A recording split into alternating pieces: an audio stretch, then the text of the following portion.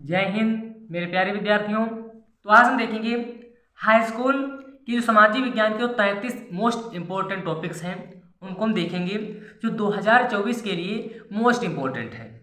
ठीक है, तो वही देखते हैं वो 33 इम्पोर्टेंट टॉपिक्स हैं कौन से।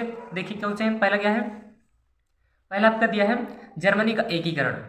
जर्मनी का एकीकरण, इसको डिटेल से पढ़ना आपको है। दूसरा है 1789 फ्रांसीसी क्रांति का कारण तथा प्रभाव बताना है। 1789 में फ्रांसीसी क्रांति हुई थी उसका कारण बताना है और प्रभाव भी आपको पढ़ के जाना। ठीक है, और इटली का एकीकरण आपको पढ़ के जाना है। मोस्ट इंपोर्टेंट टॉपिक बेटा, ठीक है, इनको पढ़ के जरूर जाना आप लोगों को। ठीक है, अगला प्रश्न आपका है महात्मा गांधी जी के सत्याग्रह। जो महात्मा जी ने सत्याग्रह आंदोलन चलाया था उसका कारण लिखना है और अर्थ भी लिखना है। और असहयोग आंदोलन का कारण था, अर्थ लिखना है कि असहयोग आंदोलन क्यों चला था, इसका कारण क्या है और इसका अर्थ क्या, आपको पढ़ के जाना है। ठीक है, अगला है महामंदी के कारणों को लिखिए। जो महामंदी कारण है उनको क्या करना है, आपको लिखना है। ठीक है, अगला प्रश्न आपका है 19वीं शताब्दी में अंतरराष्ट्रीयों द्वारा बताए गए 3 प्रकार के प्रवाह की व्याख्या करो। जो 19वीं शताब्दी में अंतरराष्ट्रीय द्वारा बताए गए 3 प्रकार के प्रवाह की व्याख्या आपको करनी है। ठीक है, अगला आपका प्रश्न है ब्रेटेन वुड्स संस्थान समझौता।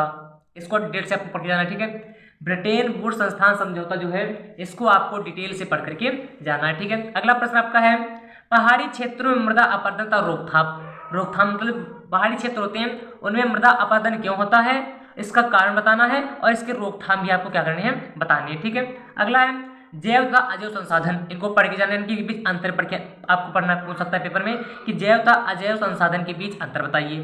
ठीक, आपको उसको अच्छे से पढ़ के जाना है। ठीक है, अगला प्रश्न है जैव विविधता क्या है, जैव विविधता क्या है, महत्व बताइए। ठीक है, जैव विविधता क्या है, महत्व बताइए। अगला प्रश्न है मृदा अपरदन क्या है, कारण बताइए। अब मृदा अपरदन क्या है, इसको आप क्या बताने, आपको कारण बताने। ठीक है, मृदा अपरदन क्या है, इसको क्या बताने आपको है, कारण बताने। फिर दिया है 3 राज्यों के नाम जहां काली मृदा पाई जाती है, कौन सी फसल उगाई जाती है। तो 3 राज्यों के नाम लिखना है जहां काली मृदा पाई जाती है और इस काली मृदा में कौन सी फसल उगाई जाती है। ठीक है, अगला प्रश्न है बहुउद्देशीय परियोजना के लाभ का हानि लिखना आपको है। जो बहुउद्देशीय परियोजना है इसके लाभ का आपको हानि बताने। ठीक है, अगला प्रश्न है भारतीय कृषि की कोई 3 विशेषताएं बताइए।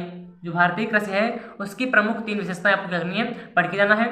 अगला चावल या फिर धान की खेती के लिए उपयुक्त भौगोलिक परिस्थितियों का वर्णन कीजिए कि चावल खेती के लिए कौन से जो भौगोलिक परिस्थिति होती हैं, उपस्थिति मतलब अनिवार्य होती है, उपयुक्त होती है, उनके कारण आपको वर्णन करना। ठीक है, अगला कृषि की 3 प्रमुख समस्याओं का उल्लेख कीजिए। जो कृषि की 3 प्रमुख समस्याओं क्या करना है, आपको उल्लेख करना है। कृषि करने में कौन सी 3 समस्याएं उत्पन्न होती है, आप अपने मन से बना के भी लिख सकते हैं, इसमें कोई रटने की आवश्यकता नहीं है। ठीक है, अगला प्रश्न दिया परंपरागत और गैर परंपरागत ऊर्जा संसाधन।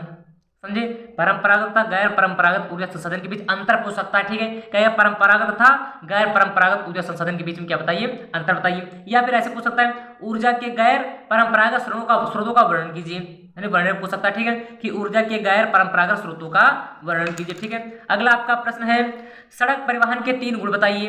जो सड़क परिवहन है उसके 3 प्रमुख क्या बताने, आपको गुण बताने। ठीक है, अगला प्रश्न है परिवहन तथा संचार के साधन किसी देश की जीवन रेखा तथा अर्थव्यवस्था क्यों कहे जाते हैं। जो परिवहन संचार के साधन है किसी देश की जीवन रेखा तथा अर्थव्यवस्था क्यों कहे जाते हैं, इसको आप बनाकर भी लिख सकते हैं, कोई इसमें कठिन बात नहीं है। अगला गठबंधन सरकार से आप क्या समझते हैं। जो गठबंधन सरकार से आप क्या समझते हैं। ठीक है, अगला संघवाद क्या है, इसकी प्रमुख विशेषताएं लिखिए। मतलब संघवाद क्या है, इसकी प्रमुख विशेषताएं लिखना है। फिर अगला है 1992 के संविधान संशोधन के पहले और बाद के स्थानीय शासन के 2 अंतर आपको बताने। ठीक है, अगला प्रश्न है भारत के विधायकों में महिलाओं के प्रतिनिधित्व की स्थिति क्या है। भारत के विधायकों में महिलाओं की प्रतिनिधित्व की स्थिति क्या। ठीक है, ये आपके थे आपके 25 टॉपिक। आगे देखिए टॉपिक्स आपके कौन से हैं, देखिए ये आपके आगे टॉपिक है। ठीक है, यहाँ से देखिए 26 से कह रहा है कि बताइए कि भारत में किस तरह अभी भी जातिगत असमानताएं पाई जाती हैं, जहाँ जाति भेद किया जाता है ना। फिर लोकतंत्र किस तरह उत्तरदायी, जिम्मेवार और वैध सरकार का गठन करता है। ठीक है, लोकतंत्र किस तरह उत्तरदायी, जिम्मेवार और वैध सरकार का गठन करता है। ठीक है, अगला आपका प्रश्न है विकास मापने का यूएनडीपी का मापदंड किन पहलुओं में विश्व बैंक के मापदंड से अलग है। ठीक है, अगला प्रश्न लोकतंत्र के सम्मुख प्रमुख चुनौतियों का वर्णन कीजिए। जो लोकतंत्र है उसके सम्मुख जो चुनौतियों के कारण आपको वर्णन करना है। ठीक है, अगला प्रश्न है संगठित कार्य से आप क्या समझते हैं। संगठित कार्य से आप क्या समझते हैं। अगला प्रश्न है वैश्वीकरण से आप क्या समझते हैं। ठीक है, वैश्वीकरण से आप क्या समझते हैं। अगला प्रश्न है ऐसे कारकों की चर्चा करें जिनमें उपभोक्ता का शोषण होता है। ऐसे कारकों की चर्चा करें जिनमें उपभोक्ता का शोषण होता है। अगला प्रश्न है मनरेगा 2005 के उद्देश्यों की व्याख्या कीजिए। तो ये आपके 33 मोस्ट इंपोर्टेंट टॉपिक है, इनको आपके पढ़ के जाना क्योंकि 2024 के लिए बहुत ज्यादा क्या है इंपॉर्टेंट टॉपिक है।